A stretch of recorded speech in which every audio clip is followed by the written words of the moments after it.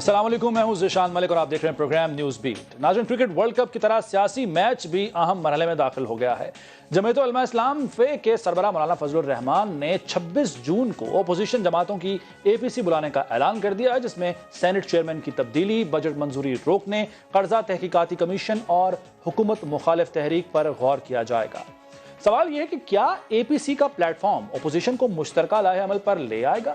اب ایک طرف معیشت حکومت کے لیے درد سر بنی ہوئی ہے، تو دوسری جانب احتساب سپیڈ نے اپوزیشن کو بقا کی جنگ پر مجبور کر دیا ہے۔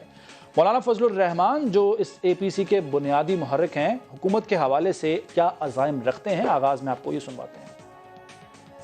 ضروری ہے کہ ایسے نااہل حکمرانوں سے اس ملک کو نجات دلائی جائے۔ جمعیت علماء اسلام پورے ملک میں ملین مارچز کا سلسلہ جاری رکھے گا۔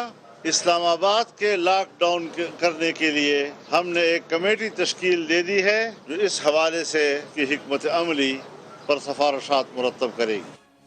اسلام آباد لاک ڈاؤن کرنے کے حوالے سے کمیٹی تشکیل دے دی ہے، کہنا مولانا صاحب کا، لیکن کیا اپوزیشن کی دو بڑی جماعتیں یعنی پاکستان پیپلز پارٹی اور مسلم لیگ نواز اس انتہائی اہم پوزیشن پر آئیں گی؟ کیونکہ کل جو مریم نواز صاحبہ کی پریس کانفرنس ہوئی ہے اس میں انہوں نے مزاحمت کا اعلان تو کیا ہے، لیکن ساتھ ہی ساتھ اپنی کمزوری کا اظہار بھی کیا ہے۔ زکام کھانسی کا علاج نہیں ہے جو 6 ہفتے میں ہو جائے گا، اور سال لگیں گے ان کے علاج کے لیے، کیونکہ یہ نہیں ہو سکتا کہ آج آپ دل کی سرجری کریں، پرسوں آپ ان کی ایکسیجن بایوپسی کریں، اس سے اگلے دن ابھی وہ ہوش میں نہ آئے ہوں تو آپ ان کی کوئی یہ پیس میکر لگانے کی سرجری کریں، اس سے اگلے ہفتے، یہ تو نہیں ہو سکتا نا بھائی۔ میاں نواز شریف کو علاج کے لیے ہفتے مہینے نہیں بلکہ سال لگ سکتے ہیں۔ کیا اس ریلیف کا راستہ مزاحمت سے نکلے گا یا مفاہمت سے؟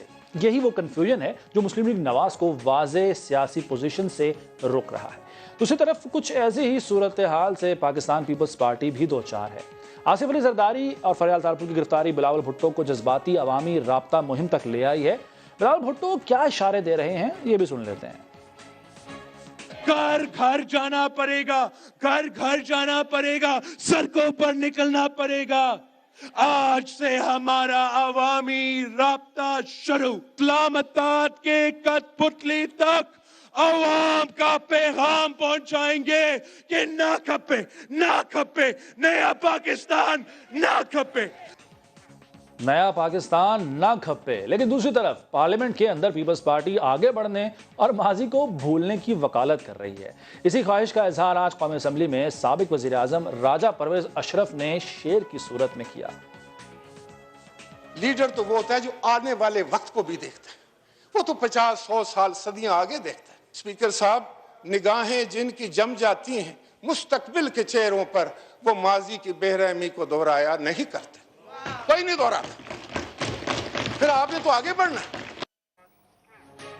آگے بڑھنا ہے، مگر آگے کیسے بڑھنا ہے اس کا فیصلہ وزیر اعظم نے کرنا ہے۔ کیا معیشت کی بحالی کے لیے وہ احتساب کی رسی کو ڈھیلی کرنے پر تیار ہوں گے؟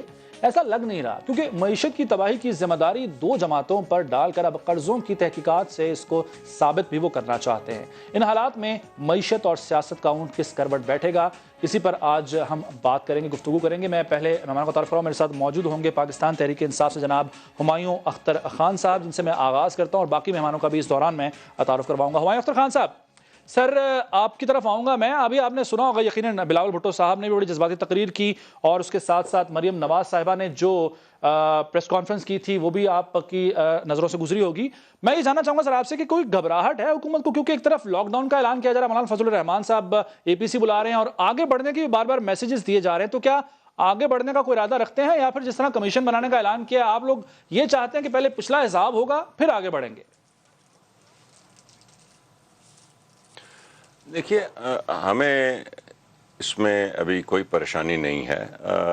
پچھلے 1 سال سے جب سے ہماری حکومت آئی ہے، بڑا واضح ہے کہ اپوزیشن کی دو بڑی سیاسی جماعتوں کی جو سیاست ہے، وہ ان کے جو ٹاپ کے لیڈرشپ ہے اس کے خلاف جو مقدمات چل رہے ہیں، جو مقدمات آئرونکلی نواز شریف صاحب کے خلاف، مریم صاحبہ کے خلاف مقدمات انہی کے دور میں شروع ہوئے، اور سپریم کورٹ کی انٹرونشن ہوئی، جے آر ٹیز بنی، اور اس وقت آصف زرداری صاحب کے خلاف جو کیس ہے وہ نون کے دور کا شروع ہوا ہے۔ یہ پاکستان کے قوانین اور پاکستان کے جو ادارے ہیں، عدالتیں ہیں، نیب ہے، یہ ان کے خلاف کیسز چلا رہے ہیں. یہ ان کی پچھلے 1 سال سے سیاست ہے. آپ دیکھتے ہیں کہ وہ 2-3 مہینے خاموش ہو جاتے ہیں، پھر وہ کچھ بولتے ہیں تو کہتے ہیں نہیں ہم حکومت ہٹانا نہیں چاہتے. یہ ایک سیاسی I think politicisation of judicial process کرنے کی کوشش کر رہے ہیں. عمران خان صاحب کی پوزیشن بڑی واضح ہے، کیونکہ ہمارا ایک بنیادی ستون ہے کرپشن کے خلاف پی ٹی آئی کا، تو ہم ان کو کسی قسم کا کوئی NRO نہیں دینا چاہتے. اور ان کو بھی معلوم ہے یہ گورنمنٹ کو اٹیک کرتے ہیں دوسرے اداروں پہ دباؤ ڈالنے کے لیے، عدالتوں پہ دباؤ ڈالنے کے لیے، نیب پہ دباؤ ڈالنے کے لیے، کیونکہ یہ انہی کے تھرو جو بھی ان کو ریلیف ملی یا نہ ملی انہی اداروں سے ملنی ہے.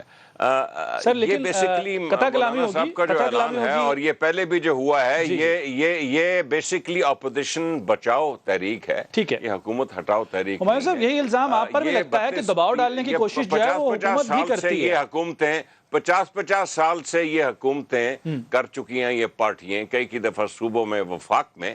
یہ کون سا ہمارے لیے کوئی ترکی یا ملیشیا چھوڑ کے گئی تھی جس کو ہم نے 10 مہینوں میں کوئی اقدامات لے کے ختم کیا. یہ جو دلدل ہمارے لیے چھوڑ کے گئے تھے ہم بہت کوشش کر کے اس سے باہر نکلنے کی کوشش کر رہے ہیں. ایک مشورہ دینے کو یہ تیار نہیں. ایک دن کہتے ہیں کہ آؤ چارٹر آف ڈیموکریسی کرو اور پھر نون کے اندر ہی نا اتفاقی ہوتی ہے. ایک دن ایک سٹیٹمنٹ آتی ہے، آج ایک اور سٹیٹمنٹ آ گئی ہے کہ جی میں آؤٹ آف کانٹیکسٹ بول لی ہوں.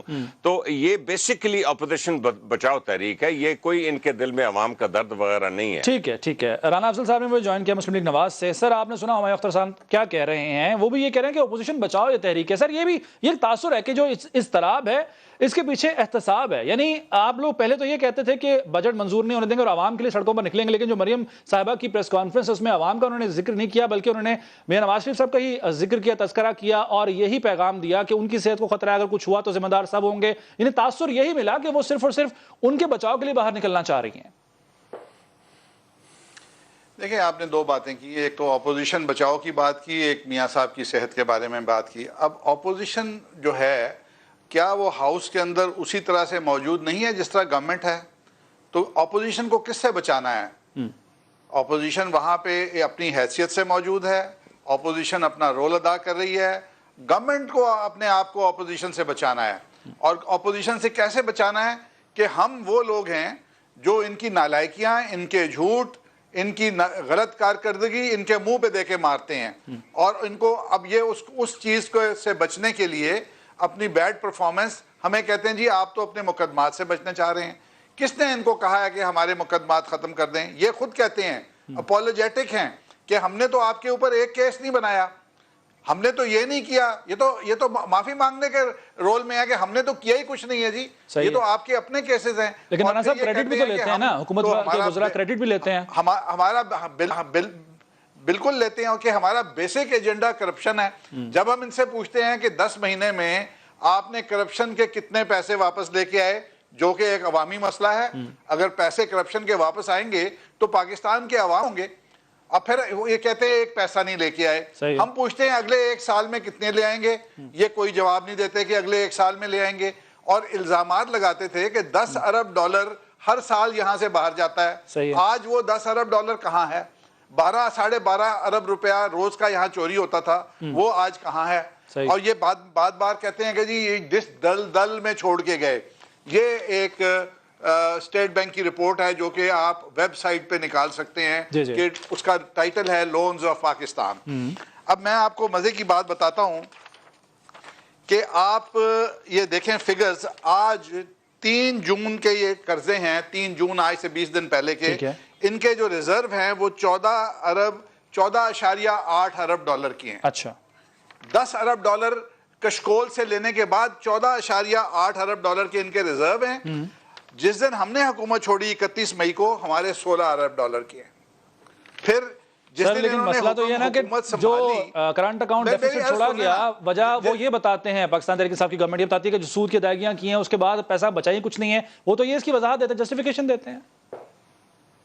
میں دیکھیں نا جی، میں تو آپ کو بیلنسز بتا رہا ہوں. صحیح ہے کہ 16 ارب ڈالر جو تھے 31 مئی کو تھے، یہ رپورٹ ہے، آپ ویب سائٹ سے نکال لیں. صحیح ہے. اس کے بعد جس دن انہوں نے حلف اٹھایا اگست کے اندر، اس وقت 16.3 یا 16.4 ارب ڈالر اس دن ریزرو تھے. یہ کہتے ہیں جی ہمیں دل میں چھوڑ کے چلے گئے. اب اگر آپ نے اکانومی کو گرو کرنا تھا تو آپ کو گروتھ ایجنڈے پہ جانا تھا، آپ نے ڈالرز کا بندوبست کرنا تھا، آپ نے آئی ایم ایف کے پاس جانا تھا ڈالرز لینے کے لیے، تاکہ ہمارا گروتھ ایجنڈا چلتا رہتا اور ہم ایک پروگریشن کے اندر جاتے. انہوں نے کہا کہ 16 ارب ڈالر پڑے ہیں، 5.5 مہینے تک ان کے کشکول کی وجہ سے ان کو 1 ٹکا نہیں ملا. 5.5 مہینے یہ 16 ارب ڈالر کھا پی کے جب زیرو ہو گیا، پھر یہ اپنا بھیک مانگنے کے لیے باہر نکلے. اور جب تک پاکستان کی ریپوٹیشن، یہ کہتے تھے آئی سی یو میں، واقعی یہ آئی سی یو میں لے گئے اس کو.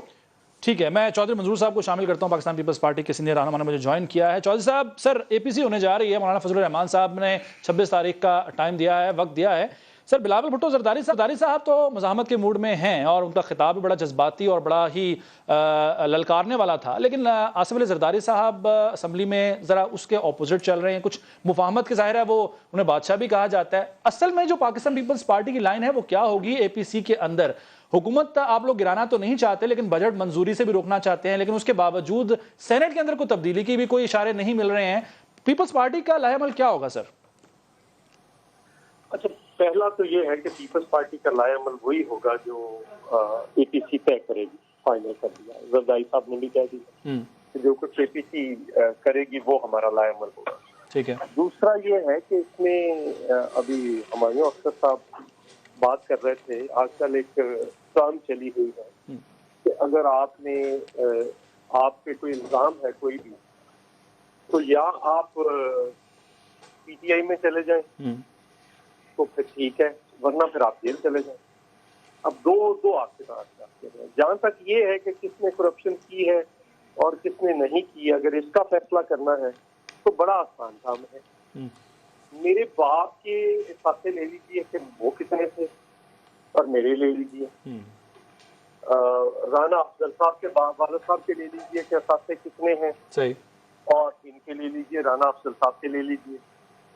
ہمایوں خان صاحب کا میں نہیں کہتا کیونکہ شاید غصہ ہی نہ کر جائیں. چلو میں عمران خان کے والد صاحب کے کہہ رہا ہوں کہ ان کے لے لیجیے اور عمران خان صاحب کے لے لیجیے. آصف علی زرداری صاحب کے والد کے لے لیجیے اور ان کے لے لیجیے. بینظیر بھٹو کے والد کے لے لیجیے، ٹھیک ہے، اور ان کے لے لیجیے. اگر تو کسی کے حساب سے بڑے ہیں تو وہ کرپٹ ہے، اور اگر کسی کے حساب سے اس رفتار سے نہیں بڑھے تو بھائی جن کے کوئی 100 ٹائمز بڑھ گئے ہیں وہ کرپٹ نہیں ہے اس ملک میں، اور باقی سارے کرپٹ ہیں.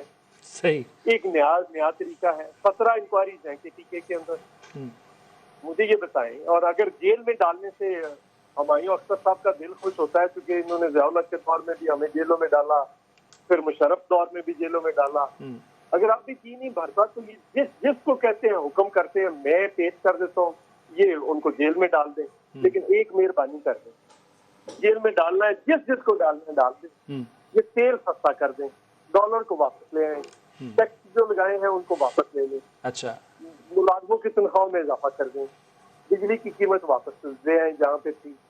تو جو گرفتار کرنا ہے ہم ان کو پیش کریں. وہ تو سر پیسہ جب واپس آئے گا، جو یہ بار بار کہتے ہیں لوٹا گیا، تبھی یہ سب کچھ بہتر ہو سکتا ہے نا. پیسہ لوٹا ہوا جن کے پاس ہے وہ لیں ان سے. اب مجھے یہ بتائیں کہ جنرل مشرف سے جب ہم کہتے ہیں تو ان کو کیا ہوتا ہے، کیوں پر جلنے لگتے ہیں؟ 99 سے کمیشن بنا لینا، کیوں نہیں بنا رہے؟ بالکل صحیح ہے. اچھا چوہدری صاحب، آپ نے فرمایا جو اے پی سی میں فیصلہ ہوگا وہی پاکستان پیپلز پارٹی کا لائحہ عمل ہوگا، لیکن سر مولانا فضل الرحمان صاحب تو کلیئرلی کہہ چکے ہیں کہ حکومت کو ہم نہیں چلنے دیں گے، لاک ڈاؤن کریں گے اسلام آباد کا. لیکن آپ لوگوں کے جو پالیسی ہے وہ تو یہی ہے کہ حکومت اپنا کام کرے، ہم ان کو سیاسی شہید نہیں بننے دیں گے. نہیں، سارے یہ کہہ رہے ہیں، سارے اب سیاسی شہید والا کون سا ایشو ہے؟ لوگوں کے سامنے ایکسپوز ہو گئے ہیں، جتنے جھوٹ بولے تھے وہ سارے کے سارے ایکسپوز ہو گئے. بتائیں کوئی ایک روز میں آ کر جھوٹ بول رہے تھے. جہاں تک یہ ہے کہ اس حکومت کے مزید جاری رہنے کا مطلب یہ ہے کہ لوگوں پہ مزید ٹیکس، غریبوں کو مار دیا جائے، امیروں کو فائدہ دے دیا جائے. اسد عمر صاحب ان کی پارٹی کے ہیں، انہوں نے کہا کہ یہ چینی پہ جو کچھ हुआ है, ये एक बहुत बड़ा तमाशा हुआ है। जी हाँ, इस पे आगे चल के बात भी करेंगे चौधरी साहब, इस पे आगे चल के बात भी करेंगे। ठीक है, ठीक है, इस पे कमीशन क्यों नहीं बना? बिल्कुल ठीक है। मुझे ज्वाइन किया है रजा रूमी साहब ने, सीनियर तज्ज़ियाकार हैं सर, बहुत शुक्रिया आपका। ये बताइएगा, क्या अपोजिशन, पहले तो ये जो मुत्तहद का लफ्ज़ इस्तेमाल होता है, क्या आप इत्तफाक करते हैं कि अपोजिशन मुत्तहदा है भी या नहीं, और क्या ये इस पोजीशन में है कि हुकूमत को टफ टाइम दे सकें, इस्लामाबाद लॉकडाउन कर सकें, हुकूमत को गिरा सकें? देखिए, मुत्तहदा तो नहीं है अभी तक, क्योंकि ज़ाहिरी बात है पार्टियां उसमें अलग हैं, उनकी अपना मंशूर है, उनकी अपनी अप्रोच है, उनका अपना व्यू है कि गवर्नमेंट को किस तरह चलना है या गिराना है। मौलाना फजल रहमान की एक्सट्रीम पोजीशन रही है, पहले दिन से वो ये कहते रहे कि उन्होंने उनका हदफ है गवर्नमेंट, जबकि PMLN और PPP जो हैं उनकी फ़र्क एक अप्रोच रही है। लेकिन अब जो हालात जिस तरह कन्वर्ज कर रहे हैं, और ख़ुसूसन जो लीडर्स हैं उनको जेल में डाला गया है, जरदारी साहब को, नवाज शरीफ तो पहले ही से जेल में है, तो उसके बाद से ज़ाहिरी बात है इन पार्टीज़ के लिए अब ये ज़रूरी है कि ये प्रेशर जो है डालें गवर्नमेंट के ऊपर, और गवर्नमेंट को जो है ज़रा टफ टाइम दें, क्योंकि अगर ये सिलसिला चलता रहेगा तो फिर यके बाद दीगरे और गिरफ्तारियां भी, जिसका इंडिया हुकूमत तो हाथ खड़े कर देती है ना कि ये नैब कर रही है, हम तो कर ही नहीं, केसेस पुराने हैं। देखिए, अगरचे कि हुकूमत हाथ खड़े कर देती है, लेकिन हुकूमत के बहुत से वुज़रा ऐसे बयानात देते हैं जिससे कि ये लगता है कि वो कहते हैं, वो पहले इतला दे देते हैं पेश की कि जी फलां गिरफ्तार हो जाएगा या फलां गिरफ्तार होने वाला है। फवाद चौधरी साहब का बयान हालिया और भी बहुत सारों ने किया है, और वो ये एक नामुनासिब रवैया है, क्योंकि नैब एक आज़ाद इदारा होना चाहिए, खुद मुख्तार इदारा होना चाहिए, उसमें एग्जीक्यूटिव इंटरफेरेंस इस तरह से नहीं होनी चाहिए, या इवन ये क्रेडिट भी नहीं लेना चाहिए, शफाफियत होनी चाहिए जी, क्योंकि उसकी इसका मतलब है कि अपोजिशन के साथ साथ हुकूमत भी दबाव डाल रही है इदारों पर। देखिए, मुझे नहीं मालूम कि वो डाल रही है, लेकिन फिलहाल ये फिर उनके पास इतलात किस तरह आती है, लोग सवाल उठाते हैं। बिल्कुल सही। अगर तो वो कयाफा कर रहे हैं, कोई उनका गेस है, तो वो अलग बात है, मगर अगर आप पहले से जो है प्रेडिक्ट करना स्टार्ट कर दें, तो फिर नैब की कारकर्दगी के ऊपर बहुत सवाल उठते हैं, और ऑलरेडी बहुत सारे नैब के ऊपर जो है क्वेश्चंस हैं, उसकी क्रेडिबिलिटी के ऊपर, उसकी जो प्रोसीडिंग्स हैं उसके ऊपर। और दूसरा जो बड़ा सवाल अपोजिशन जो उठाती है, वो ये उठाती है कि क्या वजह है कि हुकूमती पार्टी के जो अरकान हैं या उनके जो दीगर सियासतदान PTI में शामिल हैं, उनका उस तरह से एहतसाब क्यों नहीं होता जैसा कि PPP या PMLN का या दीगर लोगों का हो रहा है। बिल्कुल सही। हुमायूं अख्तर खान साहब, सर दो सवाल आपके तरफ लेकर आऊंगा। एक तो रजा रूमी साहब ने ये बात की कि ये सवाल उठाती है अपोजिशन के जो रहनुमा किसी और जमात से पाकिस्तान तहरीक इंसाफ में शामिल हो जाते हैं, उनका एहतसाब नहीं होता उस तरह से जिस तरह बाकी अपोजिशन के अंदर मौजूद रहनुमाओं का हो रहा है। और दूसरी बात सर, ये जब हुकूमत में शामिल वुज़रा या रहनुमा खुद ये बयान देंगे कि अब फलां की बारी है गिरफ्तार होने की, या हम एहतसाब कर रहे हैं, नैब नहीं कर रहा, तो सर शफाफियत पर सवाल नहीं उठेंगे? बड़ा वाज़ेह है, इस बात को कोई अहमियत नहीं देता कि ये जो हालिया नैब चेयरमैन हैं, ये PMLN के दौर में पीपल पार्टी के मशवरे के साथ अपॉइंट हुए थे। अब ऑल ऑफ अ सडन आप समझे इनका बर्खास्त करना हमारे हाथ में नहीं है, किसी किस्म का कोई प्रेशर हमारी तरफ से इन पे नहीं होता। जो 1999 का नैब ऑर्डिनेंस था, उसको मुतअद्दिद बार पीपल पार्टी और PMLN हुकूमत में आई, उन्होंने उसको बदलना मुनासिब नहीं समझा। यहाँ तक कि ये लोगों को मालूम नहीं है कि नैब ऑर्डिनेंस के सिरे से इस वक्त रूल्स भी मौजूद नहीं हैं। सही, बड़ी अजीब व गरीब सी ये बात है।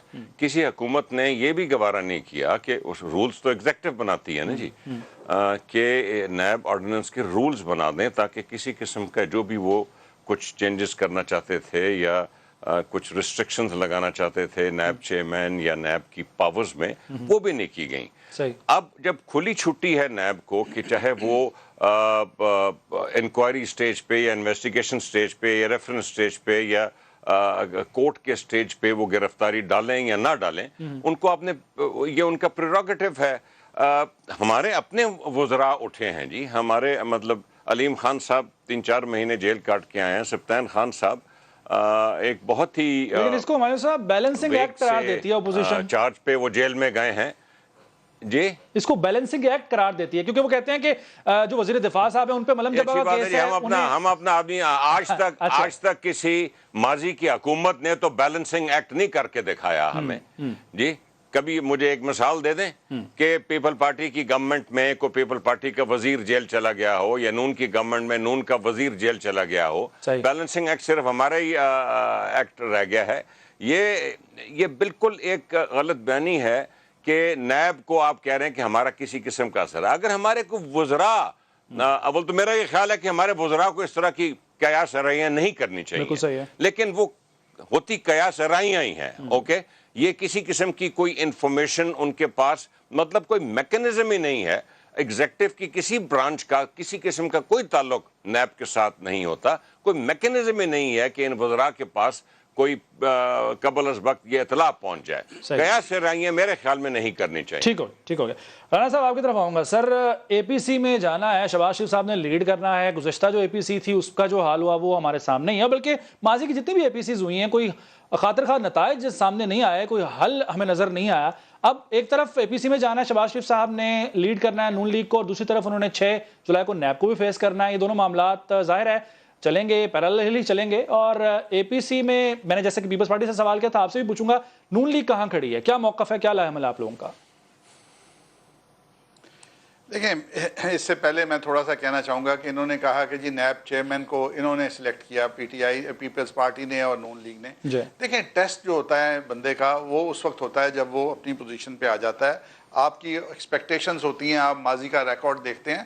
بالکل اس طرح کے میرے سے ایگری کریں گے ہمایوں اختر صاحب کہ آپ فوج میں افسر بھرتی کرتے ہیں، وہ جنرل بن جاتا ہے. 30-40 سال کی نوکری کے بعد پتہ چلتا ہے وہ جاسوسی کا کرتا پکڑا گیا اور اس کو آپ سزا دیتے ہیں عمر قید کی.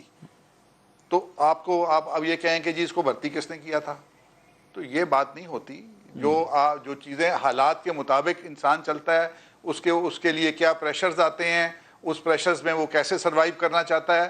تو یہ الزام نہ ہمیں دیں کہ ہم نے سلیکٹ کیا تھا اور وہ جو قصور ہے، اگر وہ نہیں صحیح کام کر رہے تو وہ آپ کا قصور ہے. اب آپ اے پی سی کی بات کر رہے تھے. دیکھیں، اے پی سی کے اندر شہباز شریف ایک بڑے دلیر سیاستدان ہیں. وہ انشاءاللہ ان چیزوں کو فیس کریں گے. انہوں نے بڑا باشگاف انداز میں کہہ چکے ہیں کہ میرے پہ کرپشن ثابت ہوگی تو میں الگ ہو جاؤں گا پالیٹکس سے. اور دوسرا جو اے پی سی کو لیڈ کرنا ہے وہ بالکل ہمارے صدر ہیں، وہ لیڈ کریں گے. مریم صاحبہ کا بیان آؤٹ آف کانٹیکسٹ اس لیے دیا گیا. ٹھیک ہے رانا صاحب، میں آتا ہوں. 2-3 دفعہ کہا کہ میرا ذاتی ان کا بیان، انہوں نے یہ واضح کر دیا. ناظرین، ایک بریک کا وقت ہوا، بریک کے بعد پروگرام میں دوبارہ حاضر ہوتے ہیں.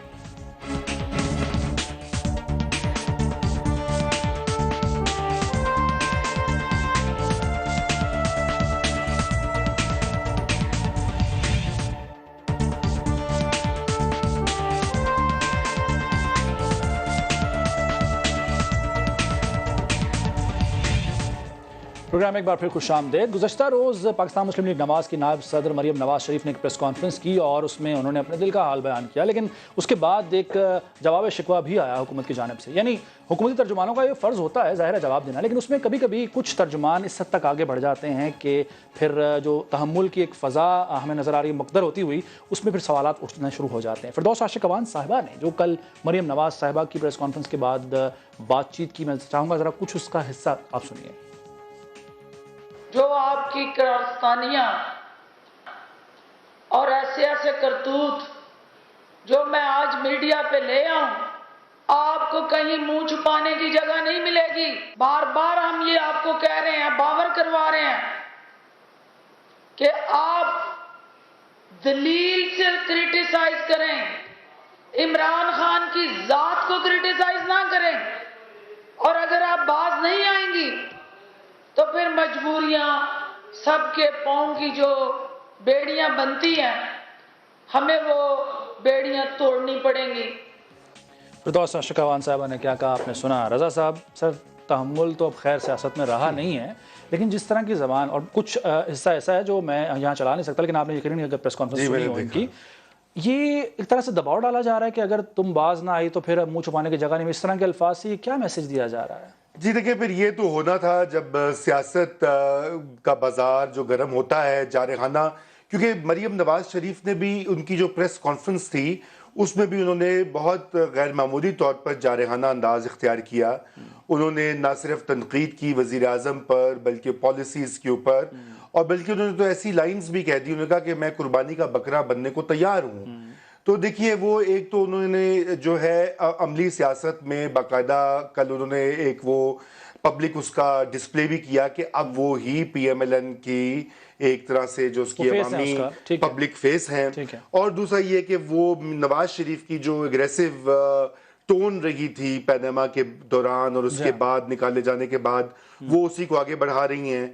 और ये कि वो ट्विटर वाली मरियम साहब वापस आ गई हैं, जो वो वापस आ गई, खामोशी जो है वो खत्म हो काफी दिनों से हो चुकी है, लेकिन कल गैर मामूली तौर पे जारिहाना अंदाज था। और मेरे ख्याल से यही वजह है कि फिरदौस साहिबा ने भी जो है उसका जवाब दिया। नहीं थे कुछ जुमले, मगर मेरा ये ख्याल है कि ये जो जाती हमले होते हैं, जातियात की बात होती है, उसको अवॉइड करना चाहिए। पॉलिसी पे बात होनी चाहिए, हुकूमत पे बात होनी चाहिए। अगर उनकी परफॉर्मेंस जो भी रही है PMLN की, जो भी उनकी अप्रोच है, उस पे बात हो। जाती हमलों की मेरे ख्याल से जगह किसी भी जमात की तरफ से नहीं होना चाहिए, नहीं होना चाहिए। और दूसरा उसका प्रॉब्लम ये आता है कि जो इन जमातों के फॉलोअर्स होते हैं, खुसूसन नौजवान फॉलोअर्स जो होते हैं सोशल मीडिया पे, वो यही जबान फिर उसको एब्जॉर्ब करते हैं, इस्तेमाल करते हैं। वो तो तूफान बदतमीजी बर्पा आपने देखा है। तो वो तूफान बदतमीजी को ठीक करने का जो जिम्मेदारी है वो सीनियर लीडर्स पर है। बिल्कुल ठीक है। मैं चौधरी मंजूर साहब की तरफ बढ़ने से पहले आज कौमी असम्बली में उमर अयूब साहब ने तरीके के इस्तेहकाक पेश की और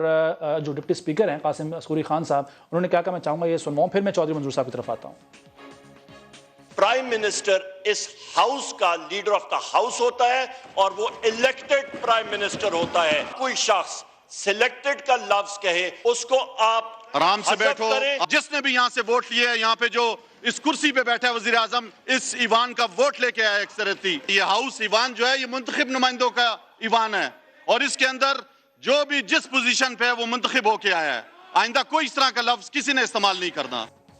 चौधरी मंजूर साहब, ये लफ्ज सबसे पहले बिलावल भुट्टो जरदारी साहब ने असेंबली में इस्तेमाल किया था, यानी आगे से ये लफ्ज पीपल्स पार्टी के रहनुमा इस्तेमाल नहीं करेंगे। और मैं जैसे कि रजा साहब से भी पूछ रहा था कि जो एक माहौल बनता जा रहा है अदम बर्दाश्त का और जिस तरह से जुमलेबाजी हो रही है, ये सियासत पाकिस्तान की किस तरफ जा रही है? जी नहीं, देखिए ना, सियासत पहले भी यहाँ पे होती थी, लोग बदतमीजियां भी होती थी और पीपल्स पार्टी ने हमेशा एक बर्दाश्त कर रखा था। आपको याद है मोहतरमा बेनजीर भुट्टो के मतलब क्या क्या बदतमीजियां करवाई जाती थी। और वही लोग हैं, कभी इधर इस पार्टी में चले जाते हैं, कभी उस पार्टी में चले जाते हैं, कभी घूम के उधर चले जाते हैं। दूसरी बात यह है कि ये जो लोग मतलब बातें जाते रहते हैं ना, ये अपनी लॉयल्टी साबित करने के लिए ज्यादा बातें। मतलब उमर अयूब साहब को अगर आप देखें तो ये 2002 में हमारे साथ मैं भी MNA था, हुमायूं खान साहब को पता है। ये पहले काफ लीग में थे, उससे पहले इनके वाले साहब स्पीकर रहे नून लीग से, फिर ये काफ लीग में चले गए, फिर उसके बाद दोबारा नून लीग में चले गए, अब वो तहरीके इंसाफ में आ गए।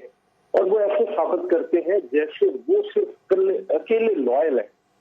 और तो यही प्रॉब्लम फिरदौस आसिफ अवान साहब का है। मैं तो ऐसे लोगों को वैसे भी सीरियस नहीं लेता जो कल आज इस पार्टी में, कल उस पार्टी में, परसों उस पार्टी में।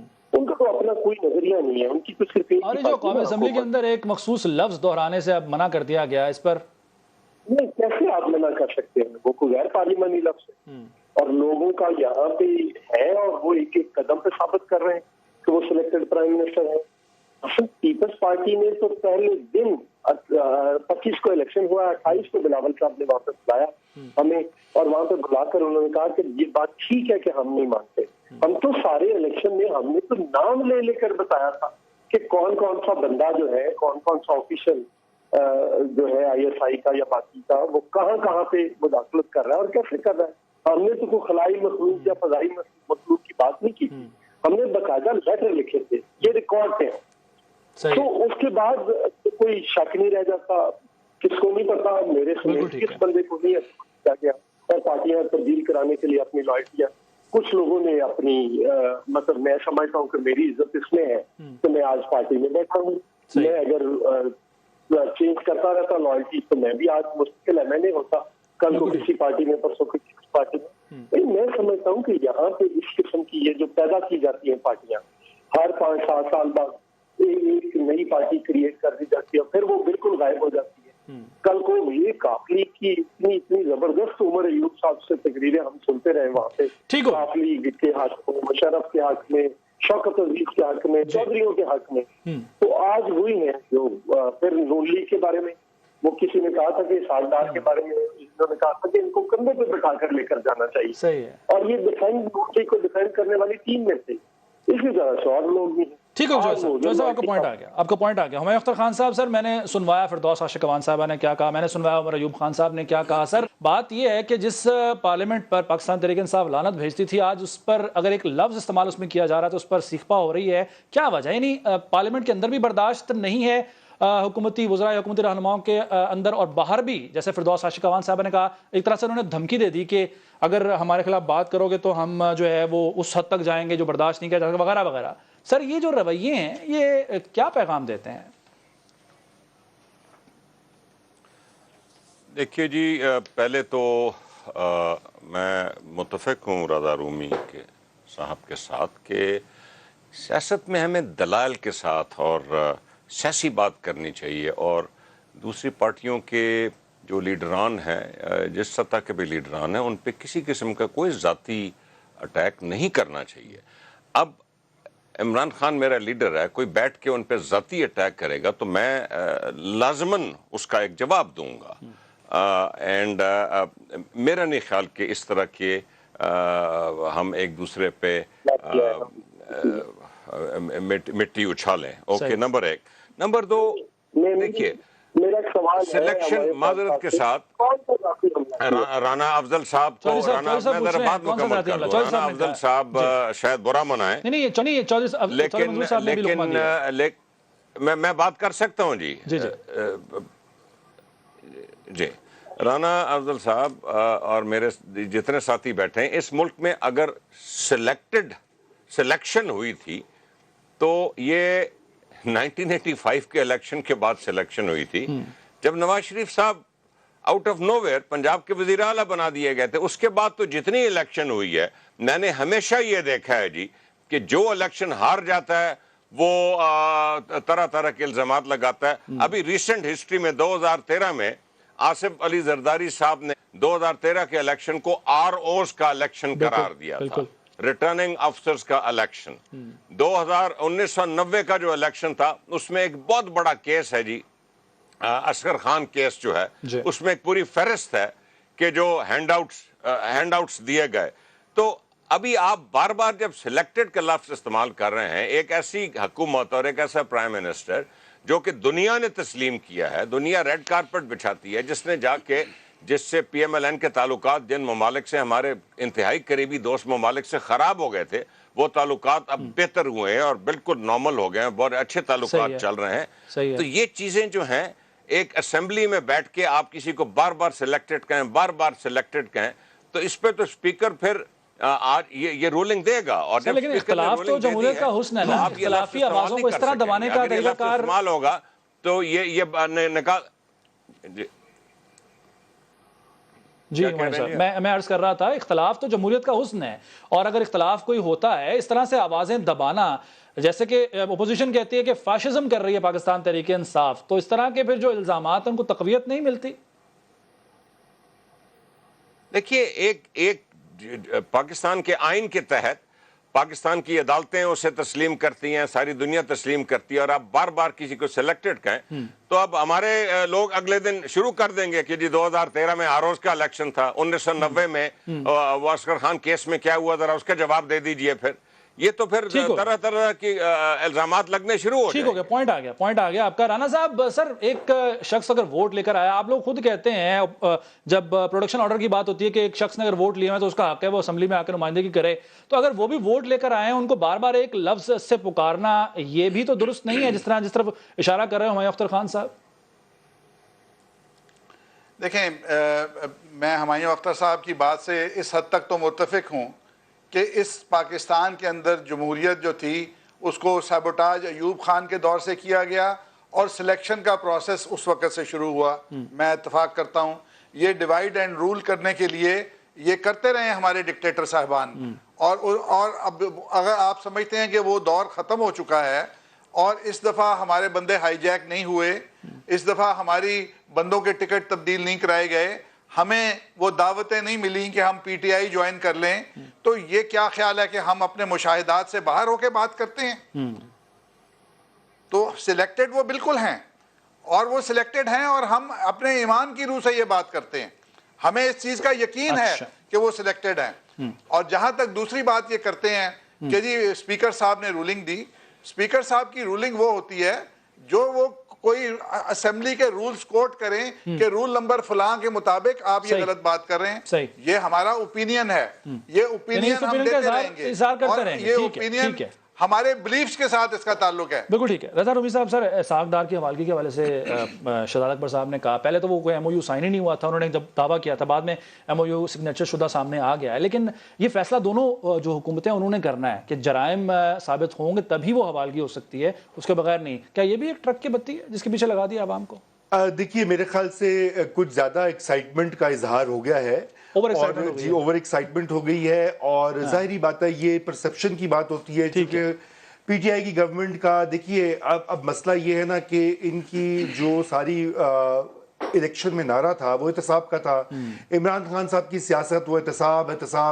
ठीक है ना। अब वो मसला ये कि अब इनको कुछ करके भी दिखाना है, तो इसलिए अब वो एमओयू साइन हुआ है, अगरचे कि अगर आपने देखा हो कि वीडियो भी उसकी मंजर आम पर आई है, जहां पर एक बरतानवी आला ऑफिशियल से पूछा जा रहा है एक्स्ट्राडिशन के बारे में, उन्होंने उस पे कहा कि वाज़े कर दिया कि ऐसा नहीं होगा, और वो एमओयू है बातचीत करने का, यानी कि गुफ्तगू हुई, वो तो ठीक होनी चाहिए दोनों गवर्नमेंट्स की। और इससे पहले भी एक्स्ट्राडिशन के ऊपर जो है मेरे ख्याल से रूलिंग्स आ चुकी हैं मुख्तलिफ के सियासी ग्राउंड्स के ऊपर, वो बरतानवी हुकूमत मुश्किल से ही वो काम करती है। ठीक हो गया। एक ब्रेक का वक्त हुआ है, ब्रेक लेनी है मुझे, ब्रेक के बाद वापस आके अपने अगले मौजू की तरफ बढ़ेंगे, हमारे साथ रहिए।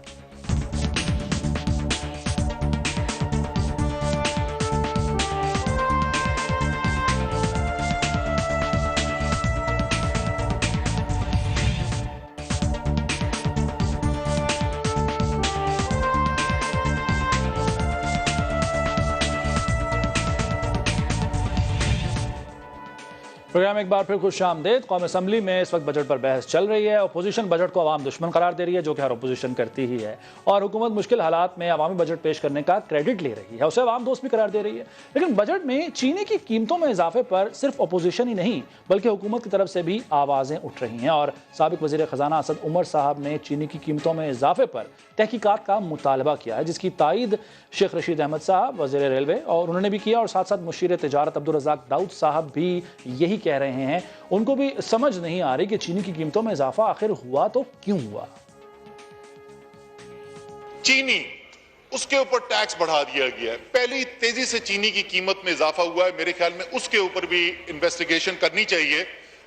मुझे पता है, अपने तजुर्बे से मुझे पता है कि यकीनन जो ईसीसी की मीटिंग्स होंगी, काबीना की मीटिंग होंगी, शेख रशीद ने जरूर ये, और किसी ने उठाया ना हो, शेख रशीद ने जरूर ये मामला चीनी की जो कीमतें बढ़ी हैं उसका उठाया होगा, लेकिन उसके ऊपर जब पहली कीमतें बढ़ रही हैं, इसके अंदर टैक्स का इजाफा करना मेरे ख्याल में मुनासिब बात नहीं है। ये चीनी के ऊपर मेरे ख्याल में टैक्स जो है ये मुनासिब नहीं है जो बढ़ाया गया है, इसको वापस करना चाहिए। असद उमर की तकरीर को मैं एंडोर्स करता हूँ, सिर्फ तरीका अपना अपना है, और मैं ये समझता हूँ कि हमें घी, चीनी, बिजली, गैस में नहीं, रेलवे किराया तो बैठ जाए। We have so much sugar in the country. There is no reason at all that sugar prices should go up.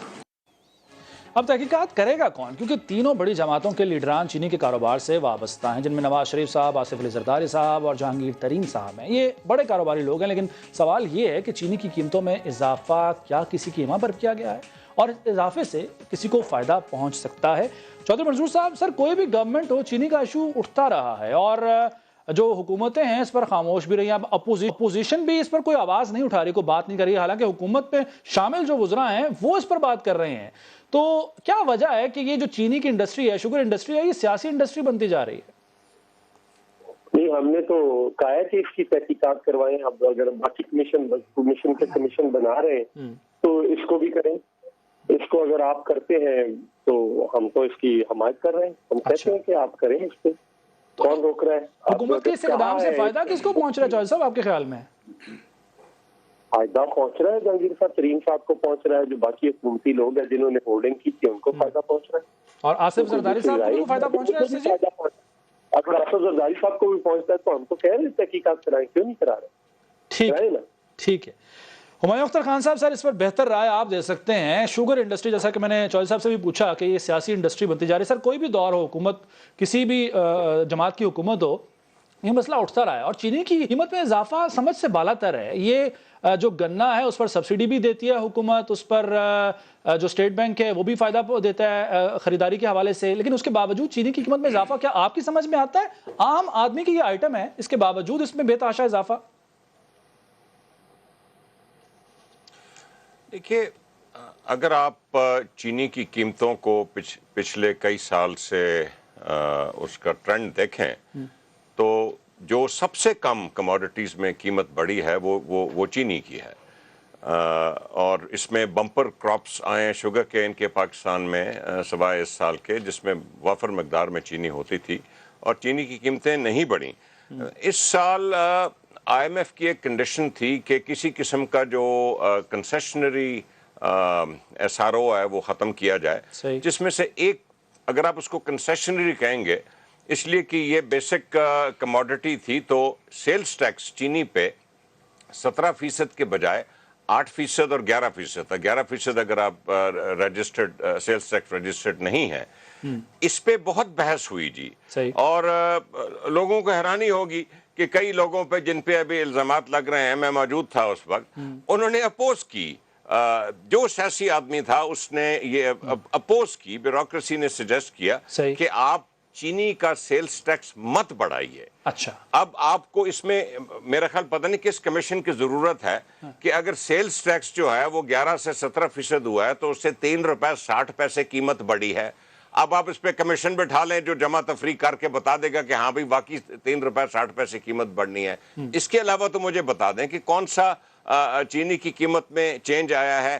یہ سیلز ٹیکس نارمل سطح پہ چینی پہ لایا گیا ہے. اس میں ذاتی طور پہ میرا خیال تھا کہ اس کو نہیں کرنا چاہیے تھا, اس کو ایگزامپٹ کرنا چاہیے تھا, لیکن اوور آل آخر میں لیکن تحقیقات کا مطالبہ اپوزیشن نہیں, خود آپ کے ہی سابق وزیر خزانہ ٹارگٹ ہے وہ سامنے رکھ کے جب فیصلہ کیا گیا تو الٹیمیٹلی فیصلہ یہی ہوا کہ گھی اور چینی پہ یہ سیلز ٹیکس جو ہے نارمل سطح پہ لایا جائے. اتنی سی بات ہے جس کو لوگ سیاسی رنگ دے رہے ہیں, اور اسد عمر صاحب نے صرف یہ کہا تھا کہ یہ سیلز ٹیکس نہیں بڑھانا چاہیے. اچھا ٹھیک ہے, انہوں نے صرف یہ کہا ہے کہ نہیں بڑھانا چاہیے تھا, جو کہ بہت سے لوگ کہہ رہے ہیں, لیکن میرا ایک بھی ہوتا ہے کہ جو پارٹی میں بند کمرے میں بات ہوتی ہے وہ بند کمرے تک رہنی چاہیے, وہ باہر پبلکلی اوپن میں نہیں آنی چاہیے. رضا صاحب کچھ ایڈ کرنا جی, میں یہ ایڈ کرنا چاہتا ہوں کہ یہ کوئی ایک پارٹی یا ایک حکومت کا مسئلہ نہیں ہے. پاکستان میں کئی انڈسٹریز ایسی ہیں جو کہ کارٹیلز کی طرح چلتی ہیں, جہاں پہ کمپٹیشن جو ہے اس کو ریگولیٹ نہیں کیا جاتا, چاہے وہ شوگر انڈسٹری ہو جس میں آپ نے بتایا بڑے بڑے سیاستدان ساری پارٹیوں کے ہیں اور بڑے بڑے سرمایہ دار ہیں, سیمنٹ ہو, آٹو موبائل ہو. گاڑیاں کیوں مہنگی ہیں پاکستان میں اتنی, لوکلی مینوفیکچرڈ گاڑیاں کیوں اتنی مہنگی ہیں, سیکنڈ ہینڈ گاڑیاں کیوں نہیں آتی, اس لیے کہ چند ایک لابیز ہیں جی, مافیاز ہیں انہوں, اور یہاں پہ کمپٹیشن کمیشن آف پاکستان جو ہے وہ ریگولیٹ نہیں کرتا. یہاں پہ ادارے کمزور ہیں, کورٹس بھی اس کے اوپر ڈیلیٹ کرتی ہیں فیصلے ورڈکٹس, اور اس کا فائدہ سرمایہ دار اٹھاتے ہیں. یہ وقت آ گیا, یہ صرف ایک پی ٹی آئی کا نہیں ہے ایشو, نہ پی پی پی کا نہ این کا, یہ ایک ایشو ہے کہ پاکستانی عوام کو پوچھنا چاہیے ان پارٹیوں سے اور پارلیمنٹ سے کہ آپ پبلک انٹرسٹ میں کب لیجسلیٹ کریں گے, آپ کمپٹیشن کمیشن کو کیوں نہیں فعال بناتے.